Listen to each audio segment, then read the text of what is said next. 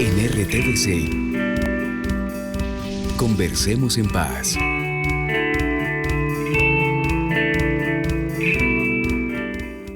Expertos conversan sobre la influencia de los medios de comunicación en el proceso de paz. Acabamos de pasar por el acuerdo de La Habana y yo quisiera que habláramos un poquito de eso porque ya estamos dándonos cuenta que las encuestas nos están diciendo subió el ánimo, este hecho subió el ánimo. Luego hay un debate sobre el escenario, digamos, político del acuerdo, que si lo publican, que si no lo publican. Y entonces ya hay unas voces que dicen, esta euforia va a pasar. Esto ya se dañó. Es como si todo el tiempo, ¿cómo lo vemos? Sí, como que nada nos queda bien, ¿no? Obviamente, digamos, ahí sale el tema de verdad y cómo jugarían los medios en visibilizar verdad y sanación, y sale el tema de si es la cárcel la que va a reparar a las víctimas o no. Entonces, ¿qué papel van a cumplir los medios en la comunicación de los hallazgos de la Comisión de la Verdad? ¿Lo van a hacer equitativamente frente a los distintos victimarios? Y es que mira que el conocimiento de la gente se está reduciendo a lo que hace una encuesta. Y todos sabemos que la encuesta es apenas una visión muy estrecha de lo que sucede y muy difícil de que sea objetiva, a pesar de que utiliza estadísticas. Hay unas reglas que se daban antes para las encuestas electorales, de cómo uno como periodista no podía convertir los resultados de una encuesta en titulares, porque era como darle a la encuesta el valor del hecho. Y la encuesta es apenas una fotografía, y una muy tímida fotografía de la realidad y de un instante. No mira un conjunto. Y entre todas esas reglas se hablaba acerca de la posibilidad de que la encuesta fuera utilizada como propaganda y no como información. Pues todo eso se ha olvidado y ahora cualquier encuesta tiene la posibilidad de llegar a ocupar titular de primera página como si fuera el hecho definitivo y el hecho incontestable. Allí creo que hay un problema de la propia prensa, de la responsabilidad para dar ese tipo de información. Veo que en estos días se estaba urgiendo que por lo menos se presentaran las condiciones en que fue hecha la encuesta, el público al que se interrogó y todas esas cosas. Pero eso como cosa excepcional, porque normalmente nos hemos acostumbrado a que todos los hechos los conocemos a través de las encuestas. Y el proceso de conversación de La Habana está condicionado y visto a través de la lente, y una lente muy ensuciada de las encuestas. Eso me parece que es un hecho grave. Yo totalmente de acuerdo con esto. Las encuestas son una foto fija. La vida está en movimiento. Las opiniones de la gente, las emociones de la gente están en movimiento todo el tiempo. Sin embargo, vos dijiste la palabra mágica, propaganda. Las encuestas se han convertido y se usan como elemento de propaganda desde hace rato. Hablemos de esta sociedad. Acá son titulares. Aprobación de la gestión del presidente está en tanto. Chao, realidad. Y esa realidad jala la percepción de la gente, porque la gente se deja llevar por lo que opina la mayoría. Entonces eso produce en la mayoría de la gente efectos concretos, de aprobación, de rechazo, de euforia, de optimismo o de depresión incluso. Un punto de las encuestas. La segunda, vos mencionás, sí, las encuestas publican la letra chiquitita esa de la ficha técnica. Y en realidad, fíjate que hay una cosa interesante. Yo estoy trabajando en estos días en un tema que es sobre una encuesta que se hizo siguiendo una metodología de Google, cruzando información, cruzando hábitos de lectura de las personas que entran a determinadas páginas y demás, generando un montón de nichos, de variables, de pequeños segmentos que responden a ciertas características. Vos podés tener hoy una información bastante más precisa. Sin embargo, las encuestas que siguen rigiendo la opinión y la emoción de este país son encuestas antiguas, que usan un montón de metodologías aceptadas, bla, bla, bla, pero que no han cambiado desde que George Gallup empezó a inventar las encuestas hace, qué sé yo, vamos para 100 años de esa historia. Entonces, yo creo que si vamos a aceptar las encuestas como una herramienta, habría que exigirles mayor precisión y aclararnos. Las personas que usan gafas y que tienen tal franja de edad piensan no sé qué cosa. Las otras personas piensan tal cosa y los que no sé qué piensan tal otra cosa. Pero, por ejemplo, con el tema de la paz, que estamos hablando de un valor supremo, estamos hablando de la construcción de un Estado de construcción colectivo, en el que si nos soportamos solamente en las encuestas, con esa radiografía que ustedes están dando, vamos a reducir la complejidad y la amplitud del tema. La paz, ¿cómo hablar de la paz teniendo las encuestas? Es decir, si uno pudiera tener aquí un encuestador en la conversación, ¿qué les decimos a los encuestadores? O tampoco se les puede decir nada. O sea, ¿cuál es la reflexión que se puede hacer alrededor de eso, pensando en fin, no político, sino en la conquista social que significa dejar atrás un conflicto armado? Pero María Alejandra, me parece que no es tanto ahí la encuesta, sino el uso que los periodistas o que los medios hacen de esas encuestas. Porque para mí el problema central es mostrar como verdad. La verdad, hay esa vieja imagen que dice que es un espejo roto en 1000 pedazos. Cada pedacito del espejo refleja una parte de la verdad. La verdad, viste, como block, no existe. Pero es que la afirmación va pensando, perdón que insista, en que esta historia de que es que la mayoría de personas no quieren a las FARC dentro de la sociedad, que la mayoría de personas no están dispuestas a aceptar el perdón y la reconciliación, que la mayoría de las personas no están conectadas con los beneficios que puede llegar a traer la paz, que la mayoría, y dele con la mayoría, en función de un porcentaje u otro que se da por una encuesta. ¿Ustedes creen que en Colombia de verdad son más las personas en todos los territorios, en todas las regiones, que por 50 o 60 años han vivido los rigores de este conflicto, que no se reflejan en las encuestas? O sea, esto no es un capricho, estar pensando si hay o no personas de carne y hueso que estén convencidas de que la paz traerá un beneficio mayor para su vida. Yo no creo que eso sea tan raro de encontrar. Yo creo que eso es un nivel, ¿no?, de la conversación, pero pues la conversación no debe ser solamente sobre las encuestas. Ángel pues decía, la historia no está. Yo me pregunto por qué es tan difícil incorporar a las FARC si esta sociedad pudo incorporar a los principales perpetradores, que eran los paramilitares, y apoyamos ese proceso con todas sus imperfecciones en su momento. Y reconocemos que era importante desactivar ese factor militar del conflicto, y fueron los perpetradores de las más grandes masacres. Entonces, ¿por qué esta sociedad no puede incorporar a las FARC? Si además ya lo hicimos con 2000 del EPL, lo hicimos con 900 del M-19, lo hicimos con 200 del Quintín Lame.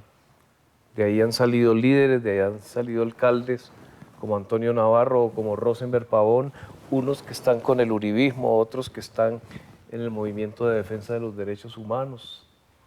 Entonces, digamos, hay que instalar también esas otras conversaciones que recuperen la historia, y sobre esto, pues digamos, mi interpretación es que la sociedad sale profundamente derechizada de los 8 años del uribismo, donde el discurso presidencial y el discurso de los medios insistieron en que había un único culpable. Entonces, que hay que avanzar hacia una estructura más equitativa de distribución de la responsabilidad, y el modelo actual lo permite, y eso es sano no solamente por eso, sino porque permite ver cómo de alguna manera reformulamos la propia institucionalidad, ¿no? La hacemos más transparente, la hacemos más...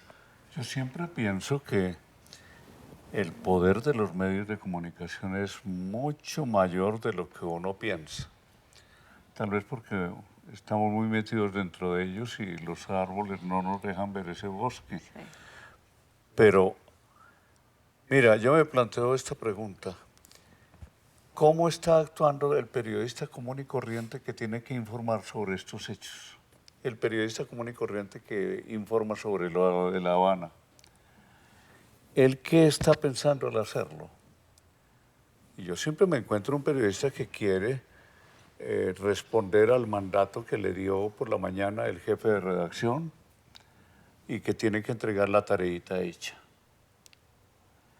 Y ese periodista nunca piensa en el poder tan grande que él tiene para ir creando una cultura y una mirada de la sociedad. Y esa mirada de la sociedad se hace con pequeños detalles. Es que en todos los detalles pequeños está el diablo. Y allí está muy claro que si el periodista está insistiendo todos los días en el mismo discurso, ilustrándolo y ampliándolo cada vez, el discurso de rechazo de las FARC, porque ese es el mal, y es un discurso hecho de simplificaciones. Entonces dividen el país entre buenos y malos. Y eso da lugar a esa tontería sublime de que los malos son los menos y los buenos somos más, y por tanto los buenos podemos dominar a los malos. Toda esa cosa que es el discurso de mucha gente, pero es un discurso que ha sido recibido de los medios de comunicación. Y en los medios de comunicación de un periodista que nunca se ha tomado en serio que él es ante todo un servidor público. No es el empleado de este periódico, ni es el seguidor de este candidato o de este partido, sino que son tipos que tienen que estar al servicio de lo público. Y si eso se toma en serio, ahí tienes el enfoque que hay que darle al tema de la paz. Es un bien público. Es un bien público, claro. Es que ese discurso de lo que menciona Fabio sobre las FARC es muy interesante porque ya estamos cerca de tomar conciencia de que el discurso, por lo menos alrededor de la defensa del acuerdo, va a ser de dos. El cubrimiento del conflicto y la mirada que se ha dado de este conflicto con ese énfasis que menciona Fabio es de uno contra el otro. Pero ahora resulta que los dos construyeron un mismo camino. El documento que va a llegar a manos de los ciudadanos para la refrendación es hecho por dos, por las FARC y por el gobierno. Entonces ahí viene un escenario de, digamos, de unión, de un propósito que es que ese acuerdo sea entendido por los ciudadanos y sea apoyado por los ciudadanos. Esa mirada, esa llegada de las FARC a la escena de la comunicación, a la escena de la explicación de la razón de esos acuerdos, de esos contenidos de esos acuerdos, ¿cómo va a ser? ¿Cómo podría ser? Pues la información que el ciudadano tiene es el punto de partida, según lo pienso, para que el ciudadano tome decisiones y al tomar decisiones ejercite o fortalezca su libertad. Pero si esa información es una información débil, ese ciudadano es manipulable. O propagandística. Pierde su autonomía, pierde su libertad. Y estamos frente a eso. Fíjate el problema que nos estamos planteando ahora con las elecciones. Son unas elecciones en las que no va a jugar la libertad del elector, porque el elector está condicionado por los ofrecimientos que le dan o por el discurso de amenaza que percibe. Entonces, allí yo creo que es donde está uno de los nudos muy difíciles de desatar en relación con la paz. El ciudadano no tiene información suficiente que le permita tomar decisiones libres. Me parece que algo muy importante es avanzar en relaciones de confianza. Y ahí ha habido problema en la mesa, por un lado, pero también en la información. Yo evalué la reinserción del Ejército Popular de Liberación con Arturo Alape. Hicimos historias de vida. Vimos, por ejemplo, cómo estos guerrilleros fueron tomando distancia de prácticas autoritarias de sus organizaciones, cómo ellos se fueron convirtiendo progresivamente en sujetos de una nueva cultura democrática. Entonces, a veces vemos esos sujetos y, pues, en particular hay una mirada desde RCN como informativo de ellos como que no van a cumplir que van a ponerle conejo a la sociedad. A mí me parece que no podemos ver a ningún grupo que está aspirando a incorporarse a la vida civil como un ejército de autómatas. Ahí hay seres humanos que se van a reencontrar con sus familias, con sus compañeros del bachillerato, que van a recomponer una vida de pareja que no han podido armar en el monte y que van a empezar a transformar muchos de sus valores políticos, de las decisiones verticales que tuvieron que tragarse porque eran parte de una estructura político-militar, como es cualquier estructura político-militar vertical. Entonces, eso lo vimos en los 90s y eso no va a ser la excepción esta vez. Eso va a pasar con los excombatientes cuando se vinculen a la vida civil, a los barrios, a las familias. Entonces, mi invitación sí es a ver un proceso de seres humanos y no de autómatas que responden a una ideología como máquinas. Sí, porque ahí está la desconfianza, en ese ver autómatas, en ese ver fantasmas en plan ejército, ¿no es cierto? Ahora, en lo que vos decías hay dos cosas, dos consideraciones que yo tengo ahí. Primera, me parece que tampoco tiene que haber una lectura obsesiva sobre los acuerdos que se están haciendo. Los acuerdos son el primer día del resto de nuestra vida y lo que son es como la oportunidad de instalar una nueva experiencia. Lo cual significa un costo, que es todo el mundo se niega como que pasen cosas muy diferentes en su vida. Es una ventanita de oportunidad que tenemos para pensar. Es una ventanita de oportunidad. Sí. Y recién vos dijiste que una historia que fue la paz es un bien público. A mí me parece, como persona que eligió vivir en este país hace un montón de años y que, plum, soy parte de este país. Les guste, no les guste, no me importa, ¿viste? Pero no, mentira. Feliz de ser parte de este país y bla, bla, bla. Pero yo lo que siento es que una gran deficiencia de este país es que no hay conciencia del bien público. Total. Y que hay un considerar, y nunca se ha hecho pedagogía del bien público, importantísima, y que ahora invocaría con esta historia de la paz vista como un bien público, que es, fíjate que la gente piensa que el bien público no es de nadie, y por consiguiente cualquiera lo puede robar, cualquiera. Sí. La corrupción está pegada a esa creencia de que el bien público es porque no es de nadie. Parte de la cultura. Pero ahí hay un nudo fundamental y lo puedo destruir y lo que sea. Si la gente comprendiera que lo más propio que hay es lo que es de todos, claro, cambiaría todo el enfoque de muchísimas de las cosas que se viven, ¿no? Sí, pero ¿cómo crear, digamos, ese sentido de bien público en función de la paz? Que pasa también por la legitimidad del Estado, que es también la desconfianza que hay para ver el Estado como el promotor, el abrigo, digamos, general de ese bien público. Cuando en muchas zonas se siente que el Estado no ha hecho presencia, cuando se siente que el Estado los ha dejado, que cuando el Estado no se le da el peso de la legitimidad para la toma de decisiones. Pero ahí viene el nuevo tiempo. Claro, ahí exactamente. Viene la oportunidad. Entonces, ¿cómo construir la narrativa alrededor de eso? ¿Cómo podría ser? Es que preguntarse, ¿es posible la paz sin confianza? Ajá. ¿Es posible construir paz en un medio en donde pulula la desconfianza? Y el propio Estado se encarga a través de sus múltiples actividades de decirle al ciudadano, usted es delincuente si no demuestra lo contrario. Vaya usted a una oficina pública, haga cualquier gestión, trate de hacer un negocio. Y eso se nos ha metido en nuestra cultura. Si para todas las actividades nos tropezamos siempre con ese muro de la desconfianza, hay que pensar para la paz que exige una gran dosis de confianza. Porque no es como los negocios en que hay que ver las partes y de las condiciones. La paz tiene mucho de salto al vacío.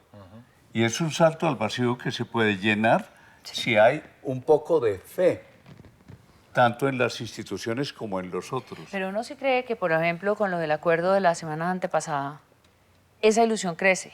Es verdad, es decir, la gente lo vivió, quería ver la transmisión, quería esperar qué era lo que había pasado. Hubo un momento de euforia, de unión entre la gente, decir, bueno, ¿qué fue lo que pasó allí? Y viendo, por ejemplo, algunas conclusiones generales de algunos estudios, aquí se puso una fecha y se dieron la mano. Son elementos, digamos, en función de algo concreto.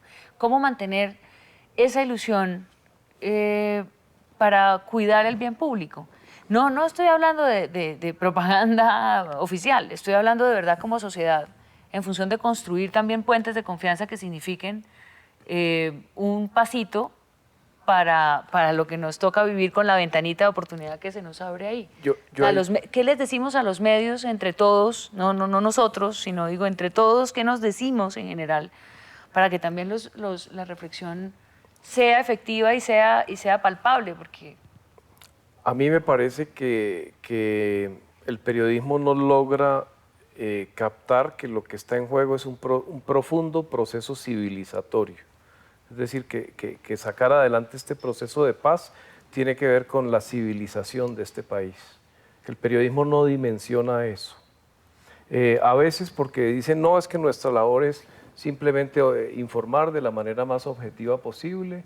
Entonces nuestro sentido como periodistas no es tomar partido ni ser militantes. Bueno, eso lo entendemos. Pero hay que tener también sentido de lo que está en juego históricamente en este momento.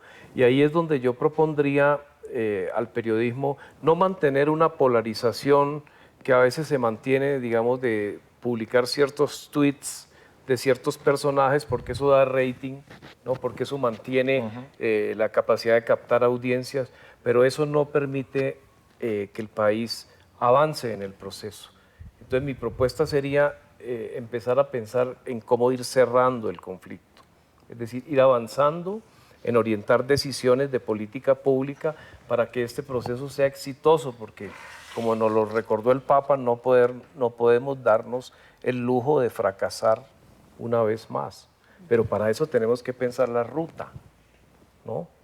Para ver garantías para los desmovilizados, cómo los va a recibir la sociedad, cómo se les va a dar trabajo, cómo vamos a seguir generando confianza, cómo vamos a desarrollar, no sé, el turismo, todo lo que este país podría desarrollar en paz, pero una ruta, es decir, que los medios y el periodismo nos ayuden a diseñar esa ruta para garantizar que vamos a sacar adelante. Sabes que en eso nos da un ejemplo el caso de Irlanda. Hubo una reunión que se hizo en Cartagena con gente que había estado en proceso de paz desde el punto de vista de los periódicos. Y contaban ellos que estaban en una situación muy parecida a la nuestra hasta que el periódico principal publicó un editorial en el que hablaba sobre la salvajada que había constituido una matanza de católicos que se había ocurrido en un domingo y cómo eso hería a todo el pueblo de Irlanda. Ese hecho hizo que la gente comenzara a caer en la cuenta de que de lo que se trataba era de defender un bien común, la vida de todos. Y cuenta él cómo ese día los teléfonos que tenían en la redacción no pararon de sonar de gente que quería participar en eso y que quería felicitarlos porque por fin ellos habían visto claro qué era lo que sucedía. A mí me parece que eso da una gran lección y es que el deber que tiene la prensa es olvidarse de sus intereses particulares y asumir por fin como una causa común esta de la paz. Yo recuerdo que hace años, cuando la declaratoria de estado de sitio era una noticia extraordinaria, en esos días en que había conflictos, todas las radios y la televisión se ponían alrededor de un tema común. A sabiendas de que no se trataba de seguir en su negocito particular, sino que tenían una función con toda la sociedad. El día en que nuestra prensa entienda eso y que lo entienda como un reto informativo y no como un reto publicitario, es que aquí esas campañas se vuelven publicidad y sabemos que la publicidad no tiene credibilidad para la gente y por consiguiente no influye.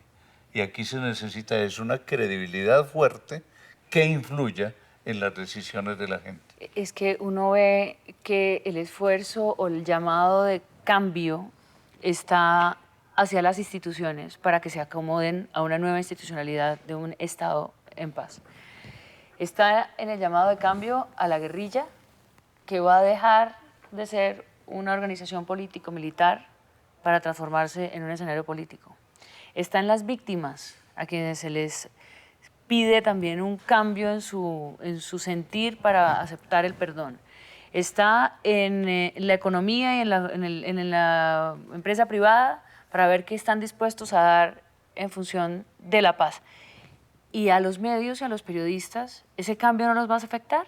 ¿Vamos a seguir como satélites observando que todo cambia mientras nosotros no cambiamos? Un poco ahí es donde está la reflexión. Yo tengo un comentario, María Alejandra. Desde hace un ratito vos estás preguntando alrededor de más o menos lo mismo que estás preguntando ahora. Y me parece que el tema y yo es... que no tengo que preguntar sino conversar. No. Pero es que... Pero bueno, es que estoy tratando de jalarle la lengua es para tratar poder... de encontrar por dónde, ¿no es cierto? Sí. Y a mí me parece que frecuentemente pensamos en el globo, hablamos de cómo comunicamos el tema de cómo hacemos una didáctica. Y recién salieron cosas, lo que vos comentabas de los empleados públicos. Esto tiene... La paz de un país pasa por la paz entre los individuos, pasa por la paz en tu casa con tus hijitos, de la otra persona con la cual compartís ese mundo, etcétera, etcétera. Y pasa, a mí me parece, por tareas particulares. Dicho técnicamente en los términos de la comunicación, un target, un nicho, llamémoslo como querramos, Sí. son los militares. Otro target, otro nicho, los militares deformados por años de vivir la guerra como el aire que se respira.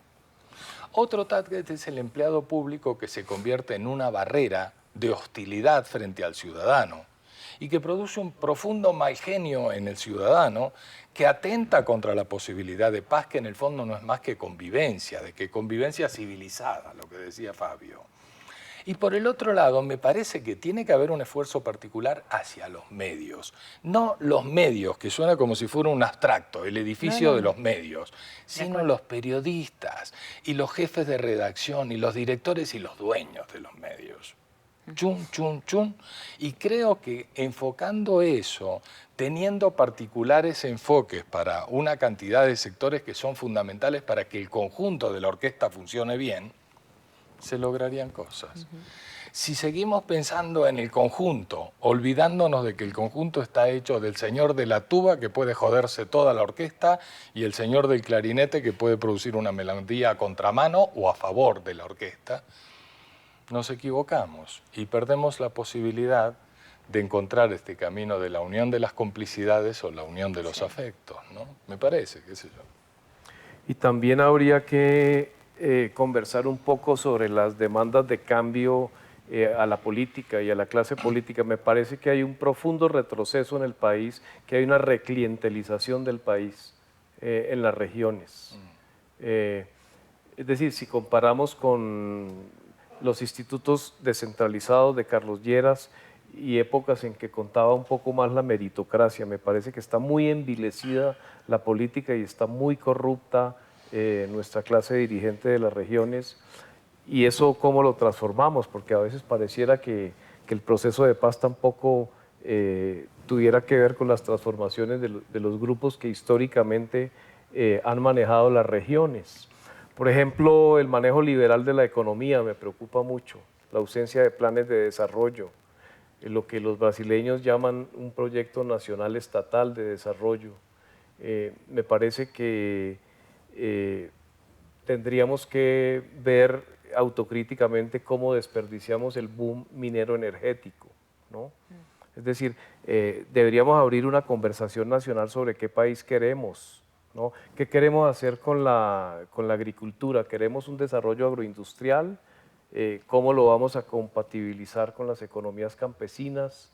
En un momento en que están saliendo los resultados del censo agrario y de la misión rural, pero mi sugerencia es que tendríamos que abrir pues, conversaciones nacionales sobre qué es lo que queremos de este posacuerdo. Es que todo ese contenido, ¿no? de transformaciones y de cambios es la ventanita de oportunidad que nos abre el momento en el que estamos, ¿no? Porque viene la contradicción de el acuerdo no nos va a traer de por sí todo eso, pero sí es un momento, como pocos, cuando hay una sociedad invitada a decir, bueno, ¿de qué vamos, cómo vamos a seguir adelante ahora que ya no tenemos que pensar 100% en esto? Porque entre otras cosas, la esencia de detener el conflicto es salvar las vidas. Entonces, a veces pareciera que la polarización no es sobre las vidas que se van a salvar. No es sobre la esencia fundamental, digamos, de detener el conflicto, sino sobre la forma en la que unos van a terminar menos parados o mejor parados en el escenario, pero para que haya algunos personajes parados o medio parados tienen que estar vivos, ¿no? Pues para empezar, es el principio básico. Pero Es que yo veo en eso cuál es la idea que tiene la gente de la paz. Y me parece ver que para ellos la paz es simplemente que se acaben los disparos. Y la idea que tiene que darse de la paz es completamente distinta de eso, mucho más amplia, mucho más ambiciosa. Y lo que tú dices, todas las reformas que son necesarias, eso hace parte de la paz. Que la paz, desde luego, se ve que tiene sus grados. Consolidarse, claro. Sí, y tiene sus distintas etapas. A veces la impaciencia de la gente, muy explicable, preferiría suprimir todas esas etapas para que venga un Estado que no saben qué es. Lo único que saben es que no se va a matar más gente, punto. Pero la paz no es algo tan simple. No, yo lo que digo es que sería por lo menos el sentido básico para empezar a hablar de los otros temas. Exacto. Hablemos de todo sin matarnos. En RTBC, conversemos en paz.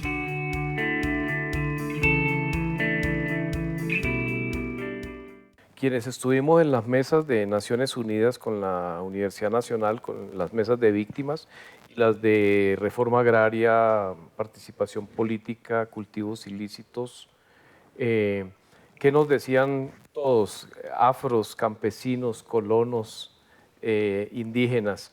Allá pueden negociar esas cúpulas de las FARC y del gobierno, pero eso no es la paz. Entonces, hay un deseo de la gente de sentir que la paz le va a cambiar las vidas. Y ahí es donde yo no veo una política social que acompañe la negociación.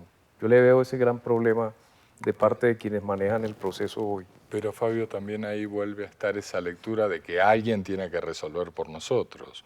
Y yo tengo la impresión de que esto arranca de nosotros. De nosotros, sí. Y crece a partir de nosotros.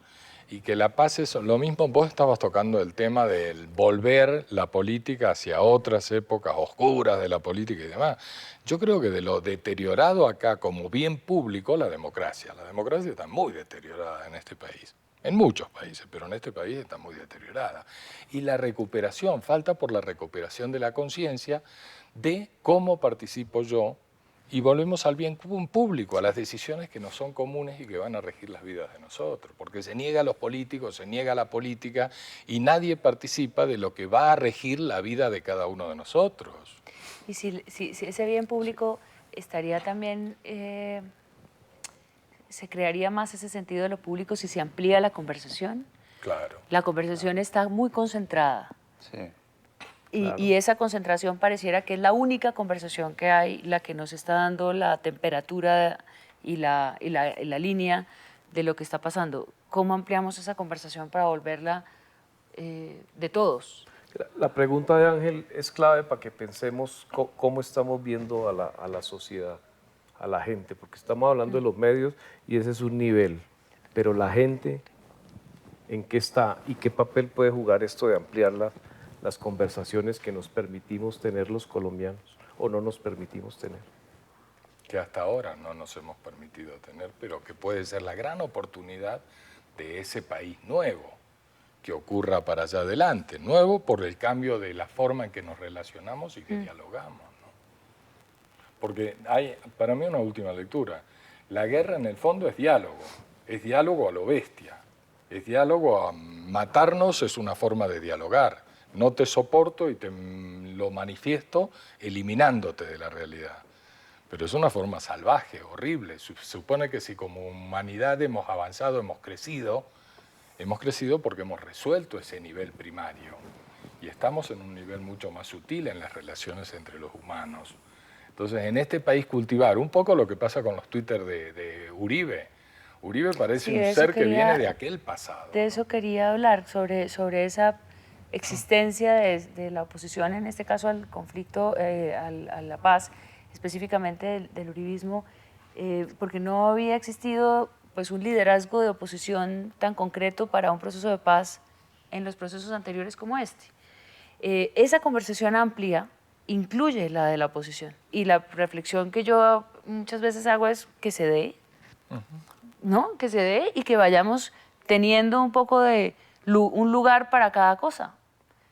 Hay que abrir esa conversación con franqueza, decirles a los amigos de RCN que no pueden hacer lo que hicieron el 23 de septiembre, que mientras se está avanzando la comunidad internacional, el Papa, Obama, la comunidad europea, nombrando un representante para los diálogos de La Habana. Entonces, pasar con pantalla partida mientras están hablando los delegados de Noruega y de Cuba, imágenes de hace 17 años de la toma de Mitú y de todas las acciones militares de las FARC, es decir, que no pueden seguir pensando hacia atrás y que no pueden seguir ontologizando a las FARC. Ellos han sido de esta manera y siempre van a ser así y no van a cambiar. No, necesitamos otra actitud. ¿Qué piensas de eso, Darío? Me parece que es muy fácil pasar de la información a la propaganda. Y lo que ocurrió en esa emisión fue una emisión de propaganda. Sobre todo porque tú como periodista estás en deuda permanente con toda la sociedad. Y esa deuda solo se puede cancelar con una información que le permita a la sociedad comprender lo que está sucediendo.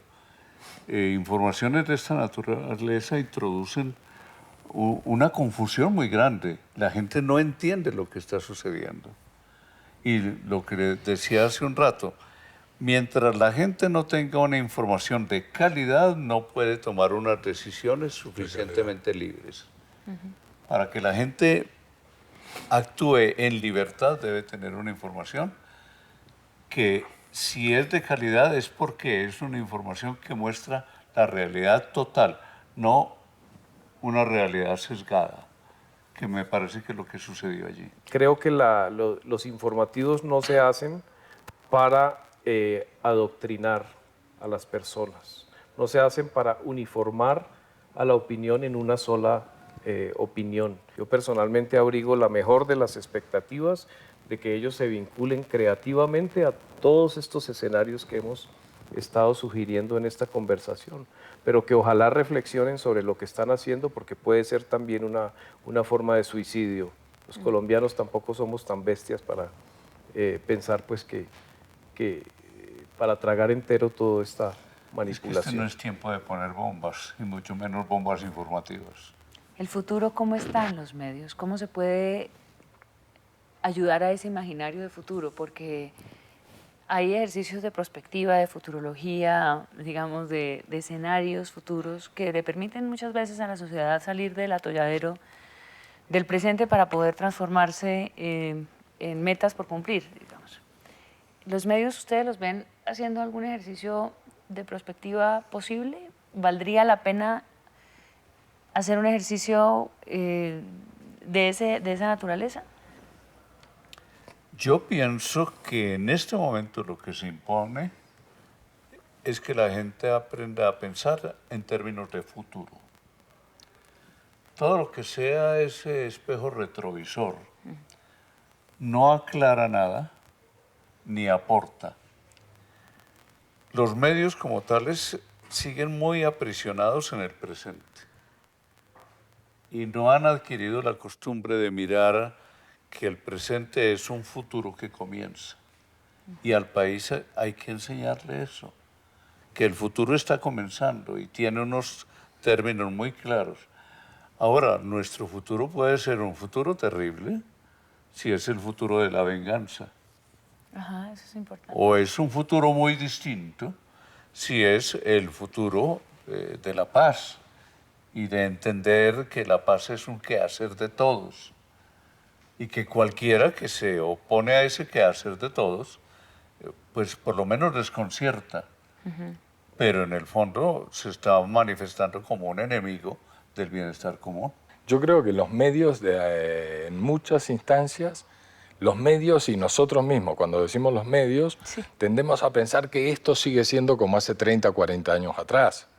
Los medios hoy se han ampliado mucho, las audiencias se han fragmentado muchísimo y hay medios nuevos que tienen una relación mucho más potente con la gente o un potencial de relación mucho más fuerte con la gente que los medios tradicionales. Si uno se acuerda cuando acá habían 2 canales, básicamente, ¿no es cierto? Sí, la audiencia del país estaba capturada completamente por esos 2 grandes canales, o 3 canales, Pero los que había fueran. 20 informativos Habían 20 informativos. Eso era Habían una dos cosa chévere. dominantes. Claro. Ahora eso se ha unificado, pero a favor de la pluralidad de la sociedad ha ocurrido que las audiencias ahora se han ido para todos lados. El cable. Entonces, claro, cuando decimos los medios, ahora son muchísimos más y a veces cometemos el error de pensar que los medios siguen siendo 5, 6 o 7.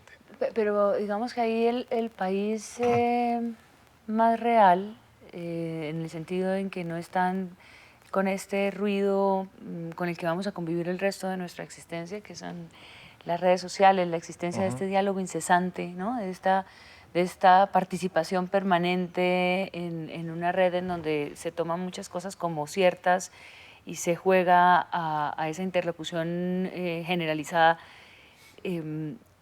Los ciudadanos, por ejemplo, de las zonas que más han vivido el conflicto, no creo que vivan sus realidades y estén pensando su futuro a través del Twitter, o ni siquiera del Facebook, ni siquiera del tema, ¿no?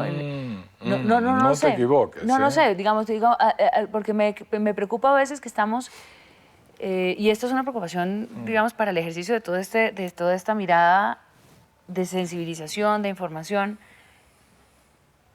¿Qué tanto estamos preocupados por la conversación que se está teniendo en estos medios y qué tanto estamos atendiendo a las conversaciones reales como esta en cafés, parques, colegios, universidades, familias? Es que las conversaciones estas, como esta que tenemos acá, interactúan con las conversaciones en Facebook, en no sé, Claro, un montón de claro. otras cosas. Y el otro día estuve en el Huila, un recorrido por un montón del Huila el domingo pasado, y yo me pillaba que la presencia, te lo pillas en la India, te lo pillas en todos lados, la presencia de la pequeña pantalla es protagónica Sí, los total. teléfonos total. Y no quiere decir que porque estés en, no sé, en cualquier lugar del territorio nacional donde ha habido conflicto por los 60 últimos años y demás historieta, ese territorio se comporte con una relación diferente a la que se comporta el territorio de las ciudades, el territorio urbano de las grandes ciudades, ¿no es cierto? Todo está más o menos en la misma dirección. Y la gente cuando interactúa contándose, no sé, el último chiste que dijo alguien, el del país real, no es más el de las reinas de belleza o cualquier estupidez que se diga. Sí. ¿Viste? Y eso interactúa con los diálogos y estimula los diálogos. Claro. Y a veces los bloquea en una sola dirección, que es el gran peligro cuando alguien lidera lecturas de la sociedad. Caso Uribe, que lidera un gran pedacito de esta sociedad, pero tampoco el enorme pedacito. Pero ojo, a veces también uno se equivoca en eso, ¿no? No es tan ese señor, ¿no? Sí, quizá lo que, sí, apuntando a que los grandes medios cuando te dicen en regiones, no, pues es que nosotros no escuchamos tal emisora para poder formarnos la opinión sobre tal cosa, porque nosotros lo que pasa es que salimos a la esquina y nos encontramos con esa realidad ahí, ¿no? No se trata un poco como de esa cosa urbana bogotana, además, no urbana de todas las ciudades, sino urbana muy bogotana, que pareciera que va organizando como una, en orden de estatura, determinados temas por importancia. Bueno, pues esto es... Pero ya que pones ese tema, el asunto de los medios y las regiones. a este proceso le hace falta país, le hace falta región, le hace falta sociedad. Entonces, ¿cómo hacer para escuchar este país tan variado en su geografía, en su gente, en sus culturas regionales, en la especificidad cómo se vive el conflicto en cada parte? Entonces, yo creo que allí debería haber una mucha mayor atención de los medios nacionales hacia lo que pasa y cómo se va a definir la paz, la reconciliación en los distintos territorios. Porque ahí nos trasladas a otro mal y es la corrupción en las regiones, Uy, que es lo que se ha estado viendo ahora con todos los candidatos. Entonces, ¿cómo hacer para que allí haya una palabra orientadora? Porque tú examinas la situación de los medios de comunicación en la región y son medios de comunicación que no tienen libertad, porque han sido todos de alguna manera comprados o dominados por capitales insanos y por personas corruptas. Total que lo que acabamos viendo es un conflicto y un problema casi insoluble que trata de quitarle a uno toda esperanza. Y no sería bien que este programa terminara con ese panorama desesperanzado. no se los voy a dejar terminar en ese punto.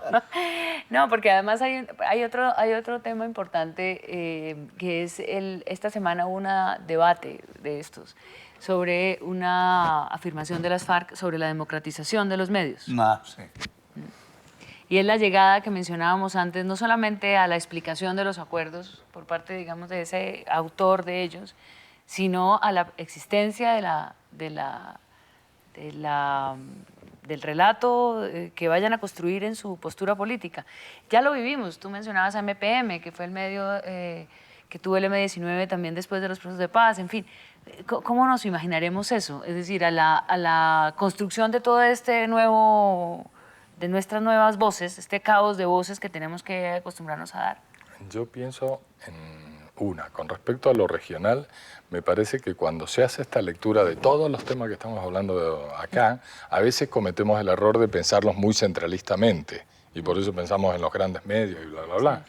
Y creo que todo este trabajo que hay en danza o que hay para el futuro inmediato tiene que hacerse desde lo regional hacia el centro, desde lo regional hacia las regiones, y tiene que tramarse un tejido que no se ha tramado en este país. Pero bueno, y entonces ese concepto que se discutió, yo escuché a muchos colegas manifestando sus preocupaciones por esa afirmación de las FARC cuando hablan de la democratización de los medios, descalificando de entrada pues la propuesta. Es absurdo. Vengo 3 días de estar en Medellín en el Congreso de FELAFAX y el martes discutimos toda la tarde con los amigos mexicanos, con los expertos mexicanos, con la señora Solís, que es la experta en estos temas, con Gabriel Kaplún, el uruguayo, con Martín Becerra, con Silvio Weisbord, que vino como ponente central y que tiene un pensamiento muy responsable porque él destaca las cosas importantes de las leyes de medios argentina y ecuatoriana y cuestiona también el presidencialismo mediático y los problemas, digamos, por ejemplo, de dividir al pueblo, a la opinión en pueblo y antipueblo, de esos modelos de manejo de medios y la cooptación de los movimientos comunitarios por el presidencialismo comunicacional. Pero ese debate no se da en Colombia, entonces cuando las FARC lo plantean legítimamente, entonces eso muestra también la estrechez del propio sistema de medios, porque ahí estábamos de todos los países, de Brasil, de México, contando cómo se ha dado este debate que tiene que ver con el acceso a voces, que tiene que ver con que, por ejemplo, las cosas positivas que cuentan los canales comunitarios no están conectando con el medio masivo. Entonces se está perdiendo una información valiosísima. El Ministerio de Cultura está haciendo un trabajo de las experiencias urbanas de paz desde su área de comunicación y cultura y resulta que eso no hay donde visibilizarlo. Ese es el escenario también de por lo menos sugerir esas conversaciones en los medios de la televisión pública, cuando el Estado también tiene ese deber de acompañar a los ciudadanos, pues por lo menos en reflexiones y conversaciones tranquilas, en las que no estamos defendiendo posturas ni tratando de ponernos en un lado contrario político, ideológico, qué sé yo, para poder hacer un debate interesante. Yo creo que todos estamos pensando en lo mismo. ¿Por qué razón? Ha sido imposible que haya un tercer canal. Y cuando nos hablan de democratización de los medios, inmediatamente se le viene a uno eso a la cabeza. No puede haber democratización de los medios mientras hay el predominio de dos canales que se las arreglan para impedir por los siglos de los siglos que haya un tercer canal. Bueno, pues me parece un buen punto para tomar agua, para conversar. Hemos terminado, queridos.